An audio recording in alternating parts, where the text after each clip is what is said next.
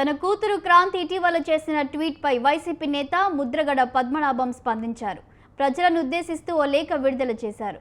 తన చిన్నబ్బాయి గిరి రాజకీయ ఎదుగుదలను చూసి అసూయతో రగిలిపోతున్నారని ఆయన లేఖలో పేర్కొన్నారు. వైద్యం చేయించుకొని ఆరోగ్యంగా ఉన్నానంటే తన చిన్న కొడుకే కారణమని తెలిపారు.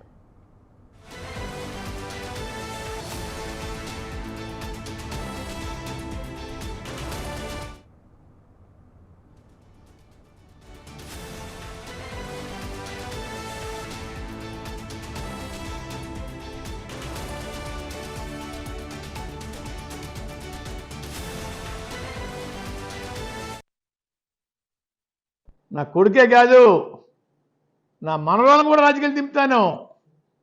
మనవరాలు ముఖ్యమంత్రి స్థాయి తీసుకెళ్తాను. మనవరాల తర్వాత మనవను కూడా రాజకీయాలు దింపుతాను. ఎవరు ఎన్ని ఏడిచినా ఈ కార్యక్రమం పూర్తి చేస్తాను. ఏడిసేవాడిని ఇంకా ఏడిపించడం కోసం నా మనవరాలను రాజకీయాలు దింపుతాను. ముఖ్యమంత్రి స్థాయికి తీసుకెళ్తాను. మనవరాలని మనం కూడా తీసుకెళ్తాను రాజకీయాల్లోకి. వదిలిపెట్టను. ఎవడో ఏడుతున్నారని చెప్పేసి వదిలేస్తాను రాజకీయాలు. నేను వీళ్ళకి నాకు సంబంధం ఏంటి? గుర్తుపెట్టుకోండి, జాగ్రత్త. నా కొడుకే కాదు, నా మనవరాలను కూడా రాజకీయాలు దింపుతాను. మనవరాలు ముఖ్యమంత్రి స్థాయి తీసుకెళ్తాను. మనవరాల తర్వాత మనం కూడా రాజకీయాలు దింపుతాను. ఎవరు ఎన్ని ఏడిచినా ఈ కార్యక్రమం పూర్తి చేస్తాను. ఏడిసేవాడిని ఇంకా ఏడిపించడం కోసం నా మనవరాలను రాజకీయాలు దింపుతాను. ముఖ్యమంత్రి స్థాయికి తీసుకెళ్తాను. మనవరాలని మనం కూడా తీసుకెళ్తాను రాజకీయాల్లోకి. వదిలిపెట్టను. కొందరు తన కొడుకుని చేస్తే కూతురు దగ్గరికి వెళ్తానని అనుకుంటున్నారని, కానీ ఎన్ని జన్మలెత్తినా ఆ ఇంటికి వెళ్ళనని ముద్రగడ తేల్చి చెప్పారు. తనకు క్యాన్సర్ అని ఇంట్లో బంధించి ఇబ్బందులు పెడుతున్నారనడం అత్యంత బాధాకరమని ఆయన ఆవేదన వ్యక్తం చేశారు. వయసు రీత్యా వచ్చే ఆరోగ్య సమస్యలు ఉన్నాయే కానీ మరే ఇతర ఆరోగ్య సమస్యలు లేవని ముద్రగడ పద్మనాభం తెలిపారు. ఈ మేరకు ఆయన ఓ బహిరంగ లేఖ విడుదల చేశారు. ఇక దీనిపై మరింత సమాచారం మా కరెస్పాండెంట్ నవీన్ రాజు అందిస్తారు. నవీన్ రాజు, చెప్పండి, ముద్రగడ పద్మనాభం రాసిన లేఖను ఎలా చూడాలి?